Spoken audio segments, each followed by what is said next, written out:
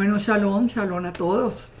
Aquí vamos entonces con la segunda parte de esta serie que comenzamos la semana pasada, el misterio de nuestra bandera en la parte 2. Como les decía, en esa primera parte de este tema, después de haber tenido desde Pesach un tiempo muy especial con el Eterno, un tiempo de estudio, un tiempo de reflexión, de oración, pero muy específico en relación a todo este tiempo, algo que me ha guiado a mí el Padre de manera pero profunda, es a buscar todo, a volver otra vez a llevar toda nuestra atención y a lo que sucedió allí en la cruz de Yeshua. O sea, volver otra vez a descubrir, como veíamos la semana pasada, cuál es esa bandera levantada a las naciones. Recordemos que en Isaías 49:22 el Eterno nos dijo: he aquí que yo tenderé mi mano a las naciones y a los pueblos, levantaré mi bandera y traerán en brazos a tus hijos y tus hijas serán traídas en hombros. Es la bandera del Eterno. Recuerden, vimos como cada una de las tribus tenían su bandera, pero hay una bandera que es mi bandera, dice el Eterno, y que sería una bandera levantada a las naciones. Fíjense que también es muy interesante que nosotros recordemos unas palabras de Yeshua, cuando Yeshua en Lucas 9:23 decía a todos: si alguno quiere venir en pos de mí, niéguese a sí mismo, tome su cruz cada día y sígame, porque todo el que quiera salvar su vida la perderá, pero todo el que pierda su vida por causa de mí, la salvará. ¿Qué significan estas palabras? Nosotros siempre las interpretamos algo así como tomar como el sufrimiento encima. Eso no es verdad, porque cuando nosotros caminamos en obediencia, caminamos en bendición. El Eterno está con nosotros, el Eterno nos abre puertas, el Eterno nos guarda, nos protege. Entonces, ¿qué significa tomar esa cruz? Si la bandera levantada a las naciones es la cruz de Yeshua, que ya vimos que la cruz significa pacto, que significa un pacto del Eterno, lo que Yeshua nos estaba diciendo allí a través de estas palabras es que cada día llevemos como esa bandera en nuestro corazón, en nuestra vida, y sigamos cada paso, tomando cada decisión en pos de ese símbolo. Fíjense que nosotros hemos aprendido, de acuerdo al país de donde nacimos, hemos aprendido a amar la bandera, a amarla como un símbolo nacional, un símbolo que hace que nosotros amemos el país, queramos lo mejor para el país. Bueno, por lo menos mientras fue como la vida normal. Hoy hay muchos que se van en contra, pero eso es otro punto. Pero nosotros aprendimos que esos eran símbolos que despertaban patriotismo, respeto, ganas de salir adelante, ganas de triunfar, ganas de todo. Ahora, cuando nosotros entendemos cuál es la bandera del Eterno, la bandera levantada a las naciones, nos llama la atención que Yeshua desde el principio está hablando de tomar la cruz cada día y seguirlo. Y advertirnos una cosa, que solamente siguiendo sus pasos, llevando esa bandera en la mano, nosotros salvaríamos la vida. ¿Por qué? Porque ya empezamos a ver el significado que es de pasar de muerte a vida a través de esa cruz de Yeshua.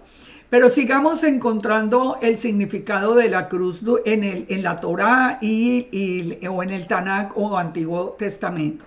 Primero que todo, recordemos esto que es muy importante. No es una casualidad y es un significado muy profundo que nosotros hoy tengamos digamos, revelado, algo que muchos ni siquiera quieren mirar, que es que en paleo hebreo, Yud-Heh-Vav-Heh, el nombre de nuestro Elohim, significa, he ahí, mirado, revelar, el brazo, he ahí el clavo, he ahí la mano, he ahí el clavo. Esto tiene un significado tan profundo que yo a lo largo de estos 25 años que yo ya llevo ahora en el regreso a las raíces hebreas, yo me doy cuenta que la gente ni quiere entrar en el tema. No quieren entrar en el tema porque es que el tema los lleva directamente a Yeshua.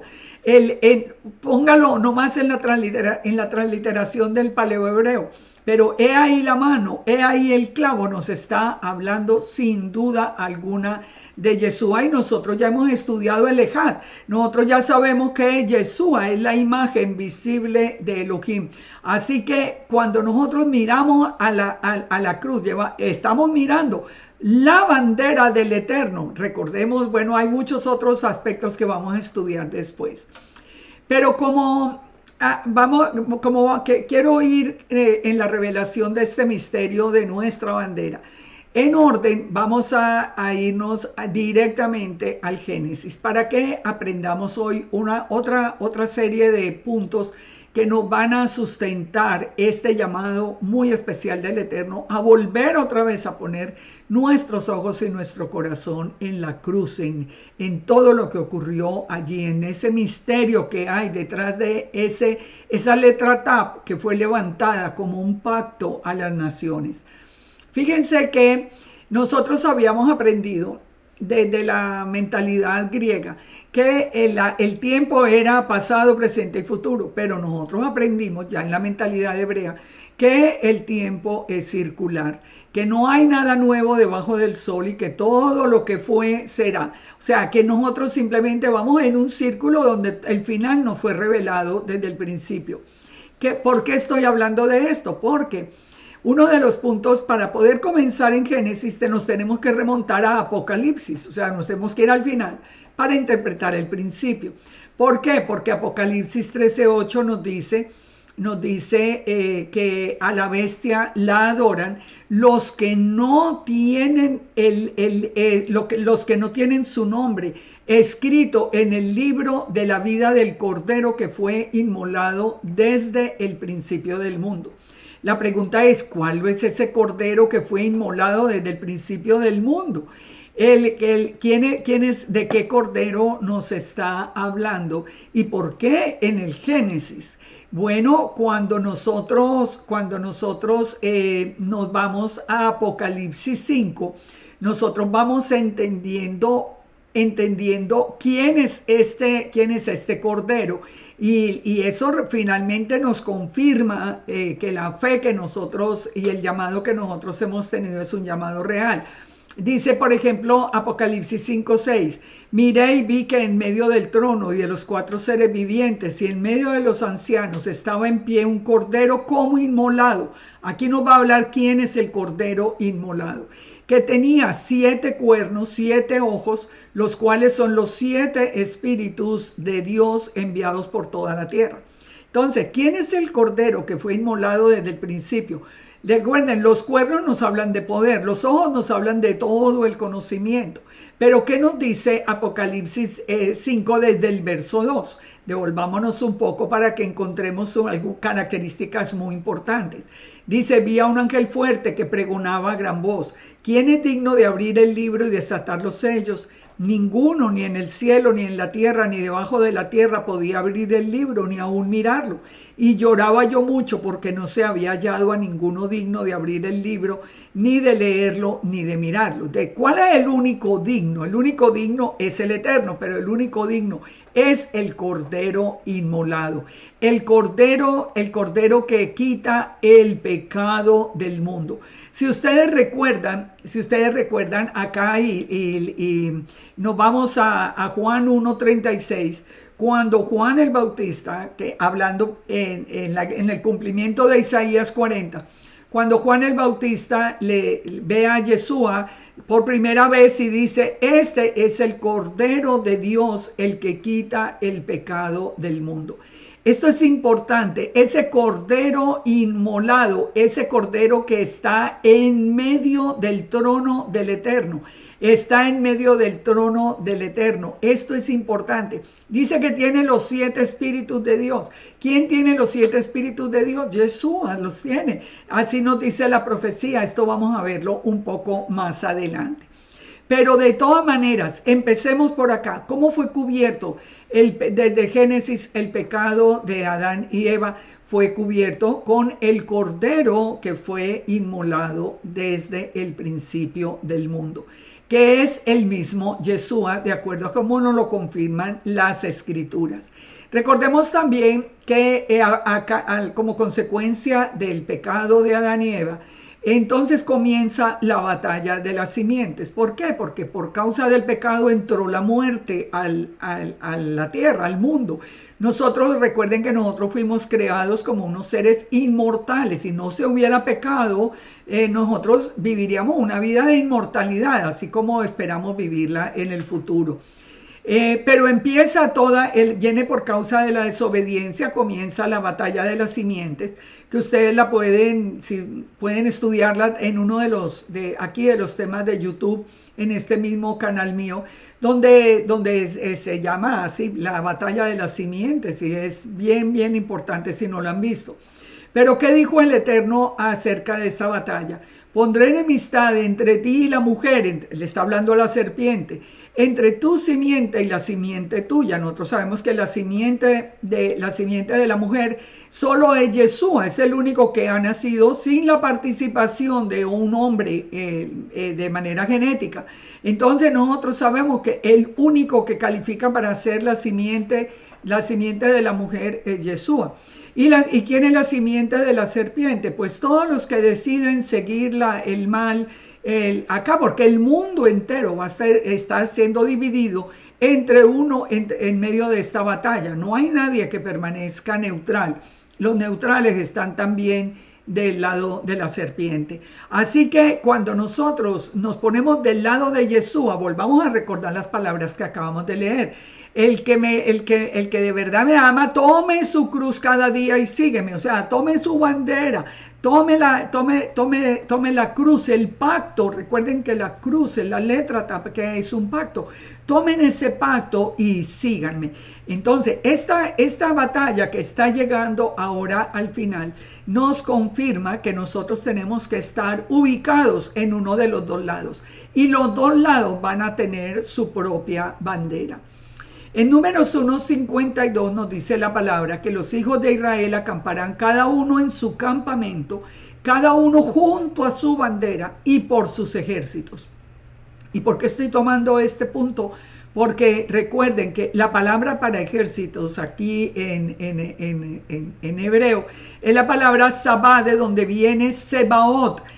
¿Quién es Yahweh de los ejércitos? Yahweh Sebaot, Yahweh de los ejércitos es Yeshua. De nuevo, ¿por qué sabemos? Porque Yeshua, el Yahweh de los ejércitos, apareció a Josué. Josué lo vio, habló con él, así que no puede ser el Eterno, es la imagen visible del Eterno que nosotros podemos encontrar.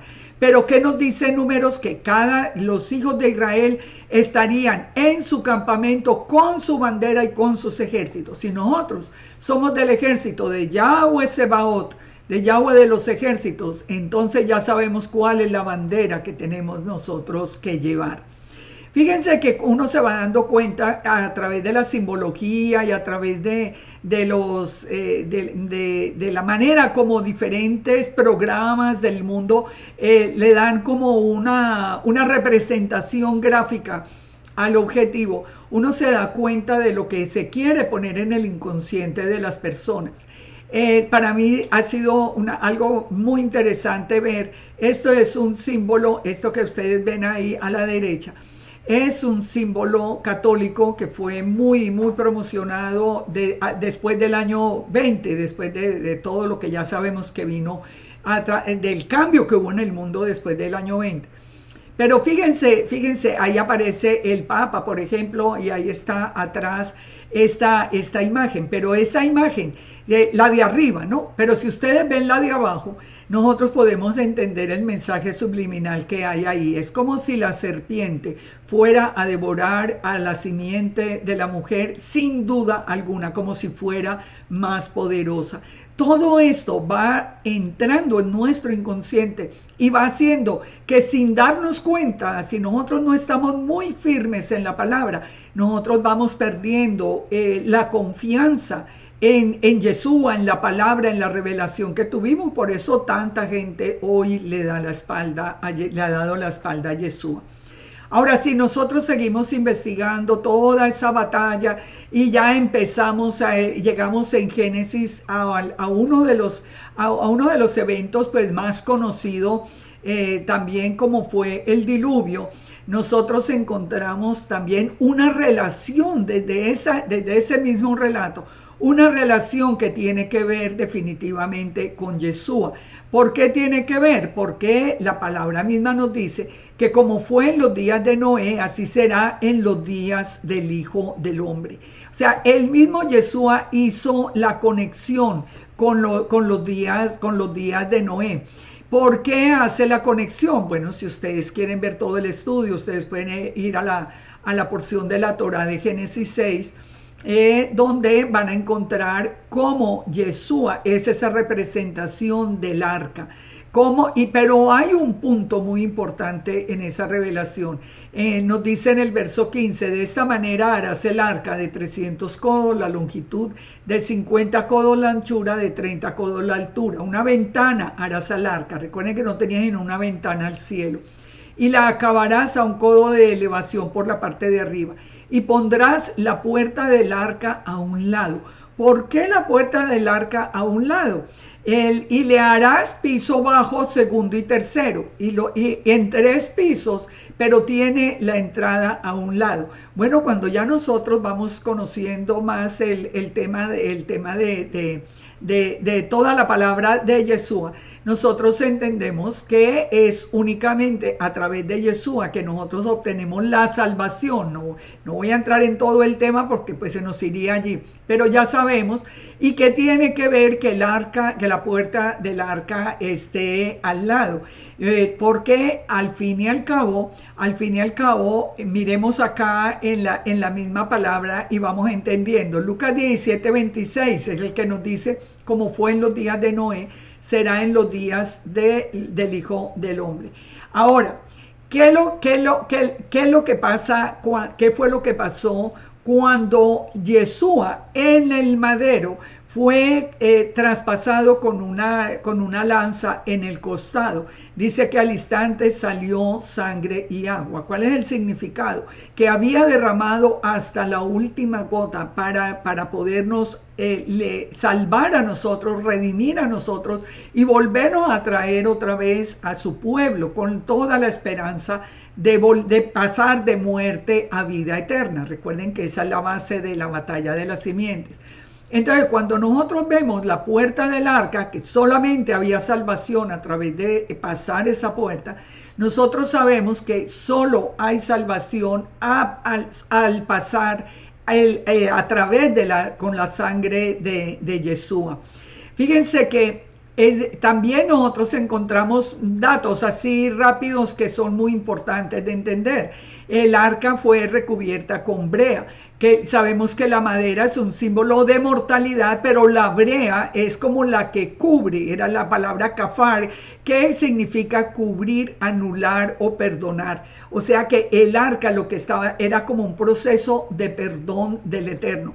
Mire lo que nos dice Primera de Pedro 1:18, sabiendo que fuiste rescatados de vuestra vana manera de vivir, la cual recibisteis de vuestros padres, no con cosas corruptibles como oro y plata, sino con la sangre preciosa de Yeshua, como de un cordero sin mancha y sin contaminación, ya destinado desde la fundación del mundo, pero manifestado en los postreros tiempos por amor a vosotros. Es decir, aquí Pedro nos está confirmando lo que venimos diciendo. Ese cordero inmolado, ese plan del Eterno, de esa bandera a las naciones, estaba desde el principio del mundo. No fue un plan sacado así como a última hora. Todo el que entraba en el arca tenía vida. Todo el que viene a Yeshua, y la puerta del arca, ¿cuál es? El haber derramado la sangre. ¿Cómo lo supimos? A través del costado. No, estos son datos que no son coincidencia, definitivamente no es una coincidencia, y yo quiero que nos lleve a pensar que el tema de la cruz es un tema tan importante que viene en cada capítulo de toda la Torá inclusive. Ahora, avancemos hasta Génesis 22. Vamos por los capítulos más importantes. En Génesis 22, ¿qué encontramos nosotros? Recuerden, Abraham, el Eterno le dice a Abraham que sacrifique a su hijo, ya conocemos toda la historia. El Eterno le pide que sacrifique a Isaac. Isaac ya es un adulto. Isaac acepta ese sacrificio, aunque él en principio desconocía que él fuera el cordero, pero finalmente él permitió, aceptó, de la misma manera como Yeshua voluntariamente entregó su vida. Ahora nosotros, si ustedes estudian todo el texto de Génesis 22, vamos a ver que todo, absolutamente punto por punto de la pasión de Yeshua estaba reflejada en eso. ¿Qué era lo que el Padre nos estaba diciendo en Génesis 22? Que nos estaba anunciando a Abraham que iba a venir él en el mismo sitio, porque inclusive fue en el monte Moría. En el mismo sitio iba él a dar a su propio hijo, a su único hijo, para ser sacrificado por nosotros. ¿Qué detalle nos dio a nosotros muy, muy significativo allí para que nosotros podamos hacer el paralelo entre el sacrificio de Isaac y el de Yeshua? El hecho de que fuera reemplazado y fuera detenido ese sacrificio de Isaac y fuera reemplazado por un cordero que tenía en su cabeza espinas, que tenía las espinas en la cabeza. Cuando nosotros vemos esta imagen, por ejemplo, nosotros podemos entender fácilmente la conexión que existe. Esa conexión que solamente los que no conocen a Yeshua no la pueden ver, pero que cualquiera que conozca a Yeshua, lógicamente que va a entender que cuando el Eterno dijo inclusive, yo mismo me daré como cordero. O sea, y nosotros sabemos que fue Yeshua, y Yeshua sale con la misma corona de espinas. ¿Por qué tenía que tener esa corona de espinas? ¿Qué significaba? Recuerden que de acuerdo a Levítico 1:4, el pecado era traspasado al animal del sacrificio a través de poner la mano sobre la cabeza del holocausto para que fuera aceptado. Le tuvieron que poner la mano sobre la cabeza de Yeshua con espinas, que significan maldición, para que todo el pecado nuestro, el pecado de la humanidad entera, desde el mismo pecado desde Adán y Eva, todo cayera sobre sus hombros. Y ya sabemos también que las espinas significan maldición, por lo que Pablo nos habla de que él llevó la maldición en el madero. Fíjense que todo tiene ese significado tan especial. Pero sigamos adelante, vámonos ya a Egipto. Ya viene Abraham, Isaac, Jacob, viene toda la descendencia. Jacob finalmente entra a Egipto. Y entra a Egipto como una familia para ser formado después de 400 años en toda una nación que el padre sacaría con rumbo a la tierra prometida. Allí es donde el padre empieza, digamos, ya el plan con toda la descendencia de Abraham, pero el pueblo se forma en Egipto. Pero ¿qué hace el Eterno para sacar ya al pueblo de Egipto después de tantos años que habían sido anunciados? El padre le da una instrucción al pueblo muy específico, y la instrucción era que ya sabemos que en el primer mes, a los 14 días del mes, entre las 2 tardes, es decir, a las 3 de la tarde, ese cordero debía morir. ¿Cuándo murió Yeshua? Exactamente en el primer mes, el día 14 del mes de Abib, y literalmente, perdón, entre las 2 tardes. Todo esto lo hemos analizado en otros temas, como les digo, no voy a profundizar, pero todo esto que nos muestra a nosotros que esa cruz de Yeshua, ese sacrificio del cordero inmolado, definitivamente es la bandera levantada a las naciones. ¿Cómo sacó el pueblo de Egipto el Eterno? Hizo que el cordero fuera inmolado en el mismo momento y el cordero inclusive fuera comido por ellos antes de salir ya con rumbo al desierto y rumbo a la tierra prometida. Este primer Pesaj, digamos, no es una coincidencia, es un plan perfecto, donde el Padre nos estaba avisando proféticamente cómo iba a salvar a la humanidad. Sigamos adelante, ya sabemos, pasan el Mar Rojo, viene toda la celebración, ellos ven todo el prodigio, ellos ya quedan como un pueblo libre porque Faraón y sus ejércitos quedan destruidos allí, ellos ya salen como un pueblo libre. ¿Y qué es lo primero que encuentra este pueblo de Israel al salir al desierto? Las aguas de Mara. Entonces nos dice acá en Éxodo 15, nos dice la palabra, hizo Moisés que partiese Israel del Mar Rojo, salieron y estuvieron 3 días sin hallar agua. Y llegaron a Mara y no pudieron beber las aguas porque eran amargas. Por eso le pusieron el nombre de Mara. El pueblo murmuró contra Moisés que vamos a beber y Moisés le clama al Eterno y el Eterno le mostró que un árbol. ¿Qué significa el árbol? La cruz. De nuevo volvemos a la cruz. Lo echó en las aguas y las aguas se endulzaron. Y allí que les dio estatutos y ordenanzas. ¿Qué pasó con nosotros cuando nosotros nos encontramos con Yeshua? Digamos que nosotros éramos como ese pueblo sediento, ese pueblo que no tenía ninguna identidad. Nosotros vamos aquí, vamos caminando, nosotros necesitamos. Pero ¿qué fue lo que nos endulzó, digamos, el mensaje y todo? Cuando nosotros vimos lo que entendimos lo que había sucedido en ese árbol, en esa cruz. Entonces, dice que allí se le dieron estatutos y ordenanzas. Fíjense que todavía no es el Sinaí, pero ya se recibieron estatutos y ordenanzas. ¿Qué recibimos nosotros cuando tuvimos el encuentro con Yeshua? Y con esa cruz levantada a las naciones, ¿qué recibimos? Mandamientos y ordenanzas. Ya después, ahora al final de los tiempos, el Padre nos trae a que conozcamos ya la Torá, el mismo proceso del pueblo en el desierto. Primero recibieron unos mandamientos y estatutos y después avanzaron hasta recibir la Torá completa. Entonces, si nosotros entendemos, y aquí nos dice, si oyeres atentamente la voz de Yahweh tu Elohim, e hicieres lo recto delante de sus ojos, si dieres oído a sus mandamientos, y guardares sus estatutos, ninguna enfermedad de las que envié a los egipcios te enviaré a ti, porque yo soy Yahweh, tu sanador. Aquí volvemos a encontrar entonces qué fue lo que permitió que el pueblo siguiera adelante y que el pueblo endulzara y empezara para recibir los mandamientos del Eterno. El madero, la cruz puesta dentro de las aguas.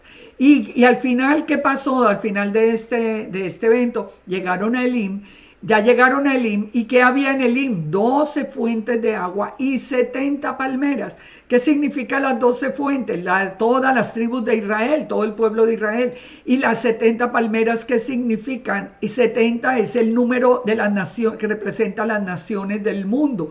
Y acamparon junto a las aguas. O sea que el endulzar esas aguas con la cruz hizo que todo Israel llegara hasta el final, más todos los digamos que ya en este tiempo, todos los de las naciones que hayan creído en Yeshua.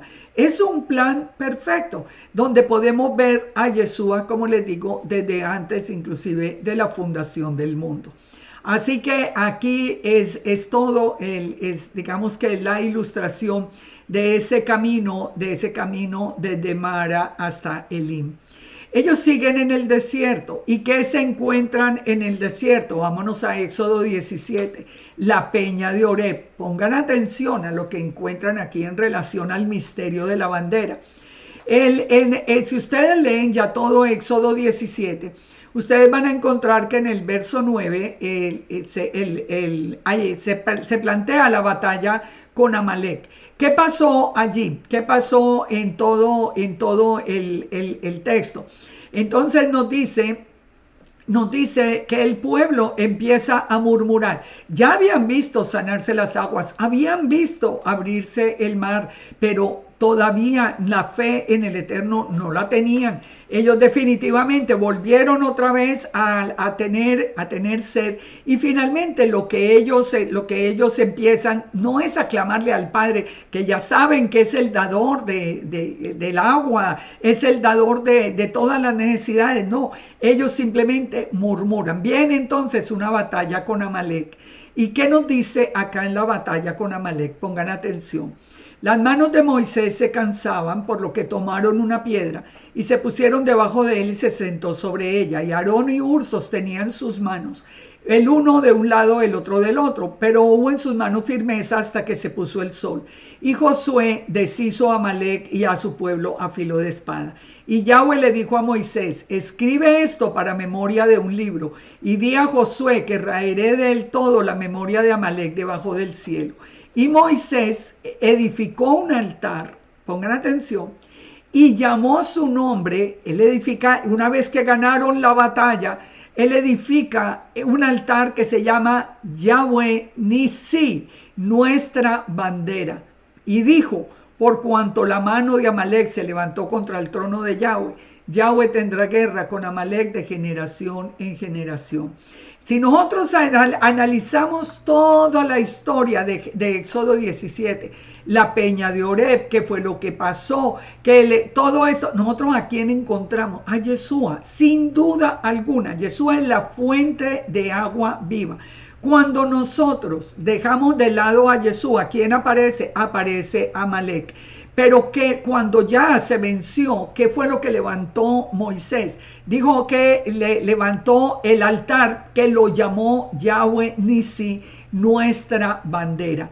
Fíjense que cuando es un dato que es muy importante de entender, en ese mismo texto de Éxodo 17:6 dice: he aquí que yo estaré delante de ti sobre la peña de Oreb, y golpearás la peña y saldrán de ella aguas y beberá el pueblo. Y Moisés así lo hizo en presencia de Israel.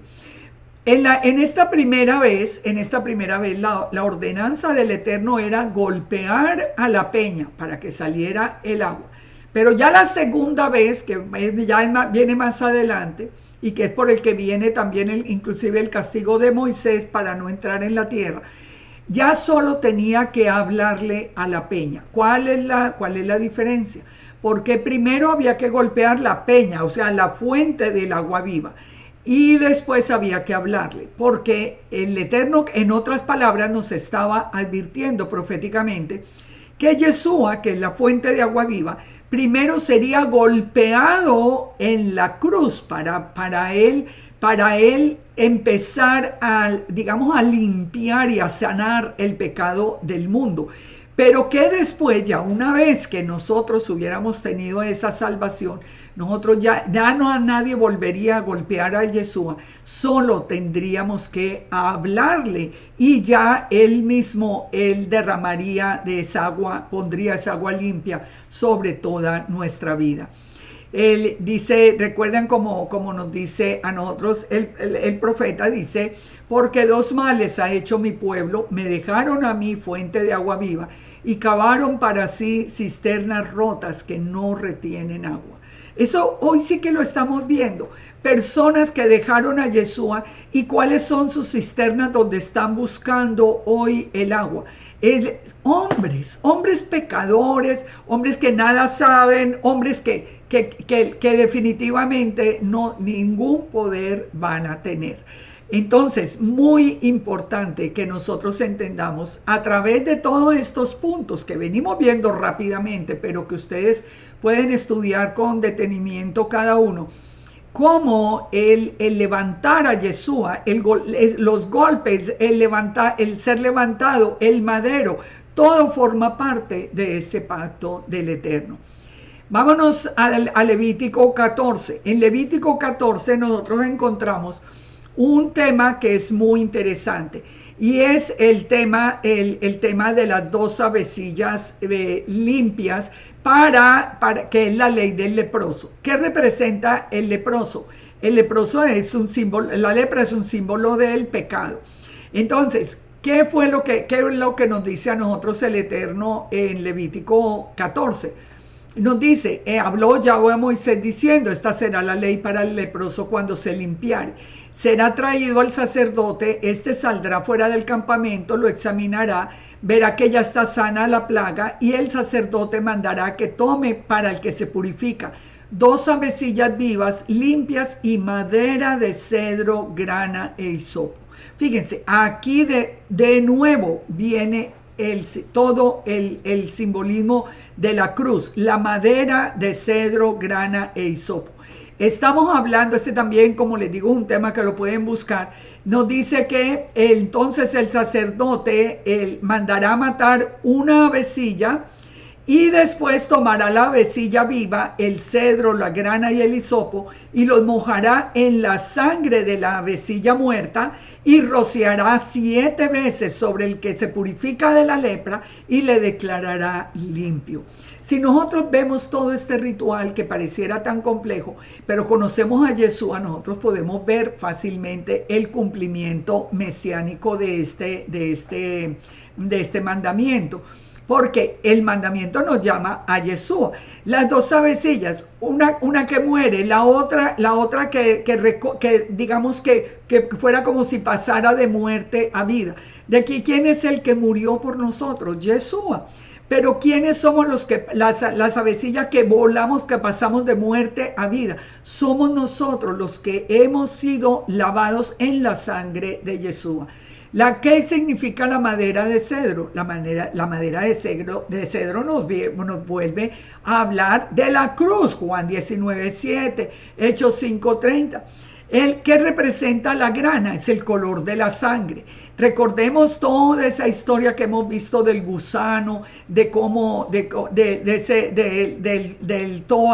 Tolaat, del Salmo 22, donde Yeshua se compara, dice que él es gusano y no hombre, de ese gusano que muere para dar a luz toda una generación que se alimenta de su cuerpo y de su sangre. Bueno, todo absolutamente en relación con Yeshua.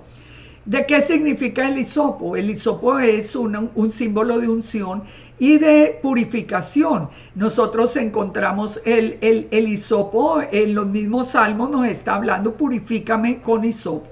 Así que nosotros vamos viendo que todo en el corazón del Eterno apunta a esa cruz de Yeshua.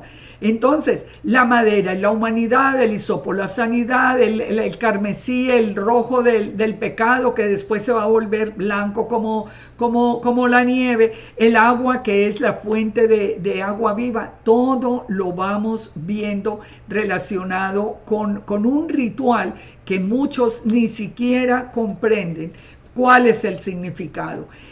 Yeshua, ¿dónde tenían que hacerse ese ritual? Fuera del campamento. ¿Dónde murió Yeshua? Fuera del campamento. O sea, todo en absoluto orden. Sigamos con otro tema también que nos lleva desde la Torá hasta encontrar el símbolo de nuestra bandera, de esa cruz. El número 21, la serpiente de bronce, que es otra visión profética del Mesías. Volvemos al mismo pecado, la murmuración. El pueblo empieza a murmurar de nuevo y finalmente el Eterno manda entre el pueblo serpientes ardientes. Entonces, todo el que era mordido por las serpientes ardientes moría. ¿Cuál fue la solución? Ustedes léanse todo el capítulo. En el verso 8 nos dice: y Yahweh dijo a Moisés, hazte una serpiente ardiente y ponla sobre un asta. Cualquiera que fuere mordido y mirare a ella vivirá. Y Moisés hizo una serpiente de bronce y la puso sobre un asta. Y cuando alguna serpiente mordía a alguno, si miraba arriba a esa cruz donde estaba la serpiente de bronce, vivía. Es literalmente lo que pasa con nosotros. Es más, en palabras del mismo Yeshua, fíjense la reflexión que nos hace. Juan 3:12 dice: si os he dicho cosas terrenales y no creéis, ¿cómo creeréis si les digo cosas celestiales? Ese es el problema hoy. La gente no quiere tratar de entender y de pedir la revelación del Espíritu Santo para entender las cosas celestiales. Y Yeshua mismo les está diciendo, pero si les hablo de cosas terrenales, si ustedes no entienden, ¿cómo me van a entender las cosas que son celestiales? Entonces les dice, nadie subió al cielo, sino el que descendió del cielo, el Hijo del Hombre que está en el cielo. Esto que parece como un juego de palabras, estaba llevando a un punto que hoy también es muy importante. Porque ¿qué pasa con todos esos falsos maestros de hoy que dicen que Yeshua es un hombre común y corriente o que es un rabino simplemente? Que no pudieran de ninguna manera explicar este verso 13. ¿Quién es el que subió al cielo sino el que descendió del cielo, el Hijo del Hombre que está en el cielo? ¿Cómo lo pudieran, si Yeshua fuera un hombre común y corriente, hijo de José y de Miriam, y como tantos dicen, ¿cómo explicarían quién es ese Hijo del Hombre que está en el cielo? Nosotros sabemos quién es el Hijo del Hombre y lo vio Daniel en el cielo recibiendo todo poder y autoridad. Pero el que diga que es Yeshua, eso es solo un hombre hecho por tierra, toda la escritura y toda la revelación. ¿Cuántos le creen a todos estos falsos maestros que dicen que Yeshua es hijo de José? No, pues, lo que pasa es que después de la muerte se volvió divino, pues porque hay unos todavía más ingenuos. Pero fíjense, ¿qué es lo que falta? Conocer, de verdad, aceptar que nosotros estamos recibiendo del Eterno todo un mensaje celestial,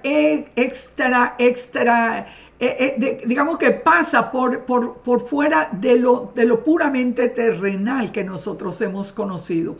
Y a continuación dice Yeshua, y como Moisés levantó la serpiente en el desierto, así es necesario que el Hijo del Hombre sea levantado.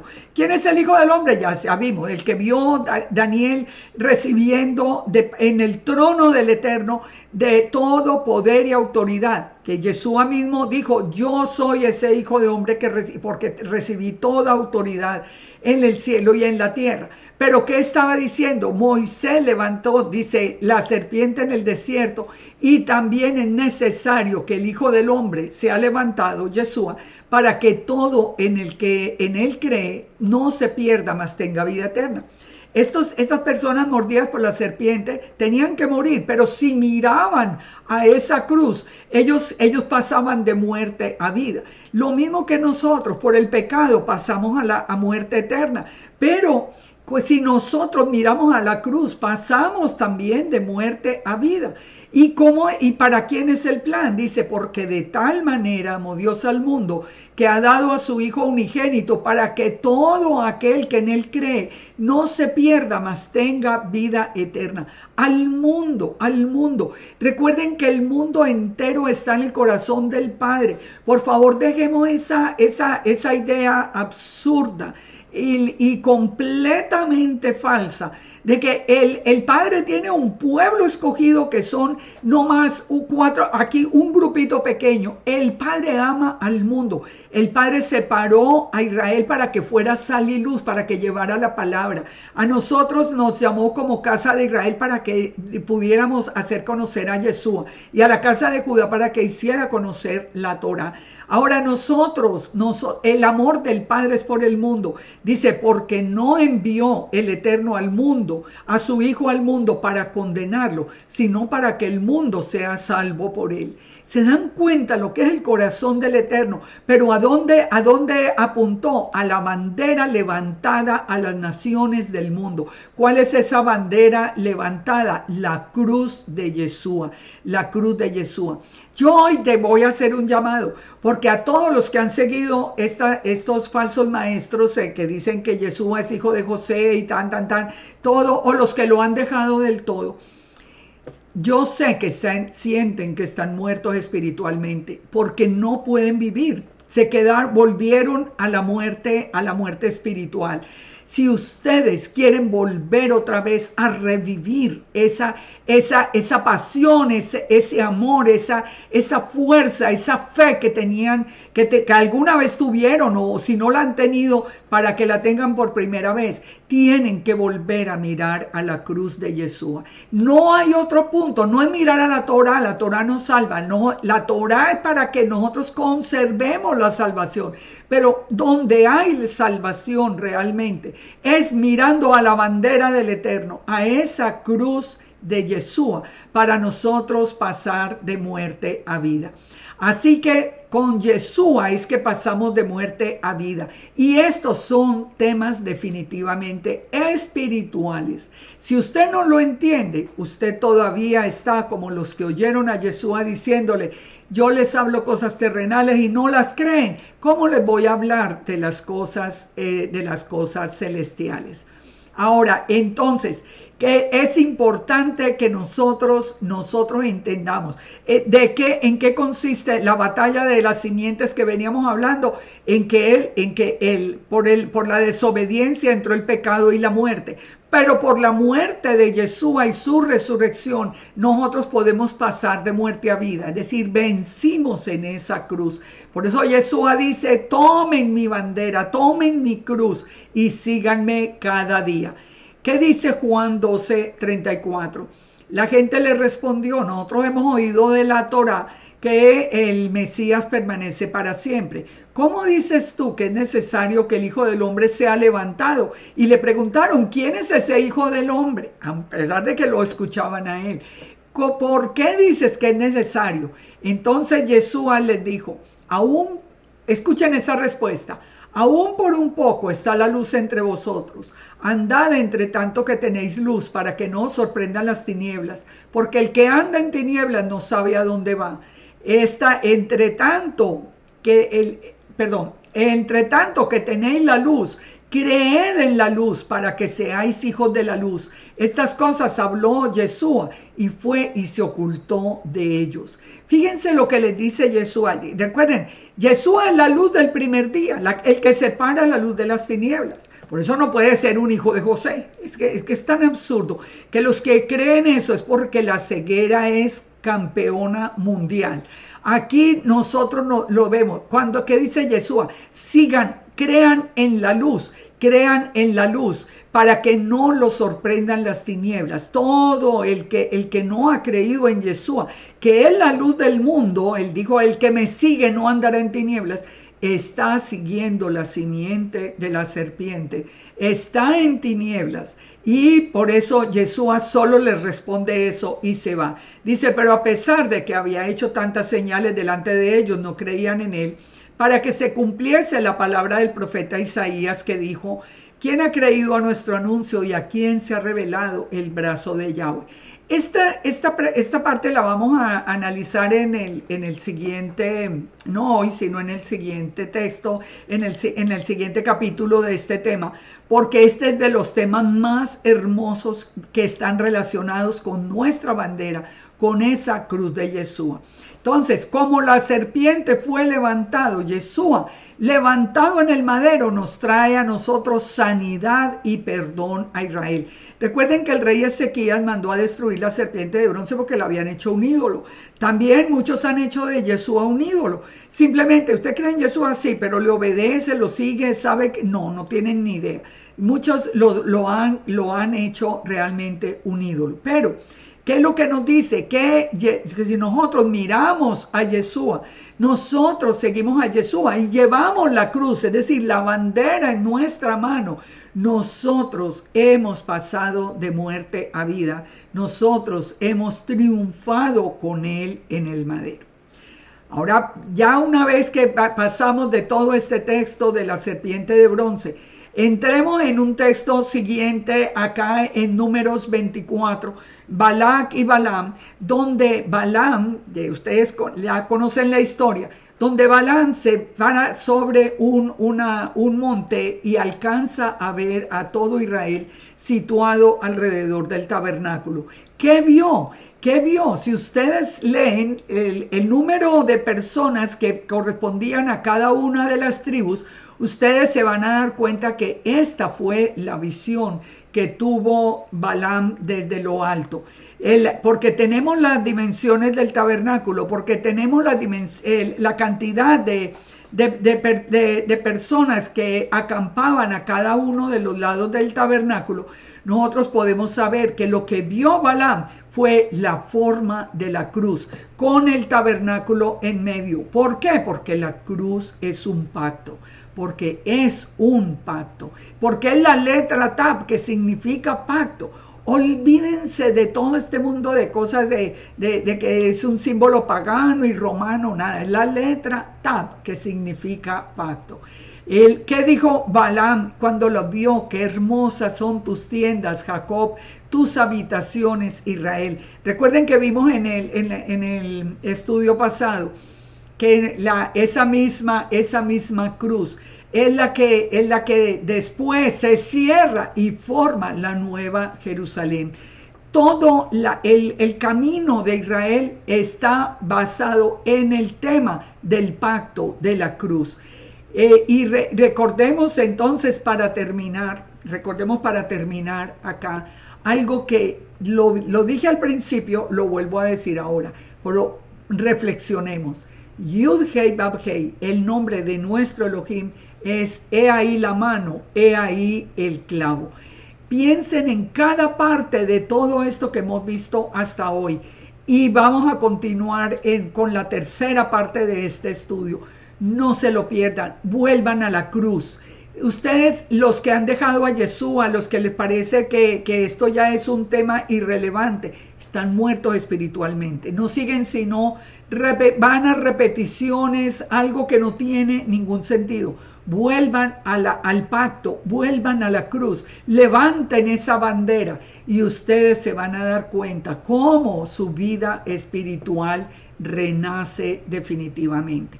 Los espero para el próximo, para que continuemos este tema, pero espero que reflexionen, por eso he querido hacerlos más cortos, para que reflexionemos en cada uno de los puntos aquí expuestos.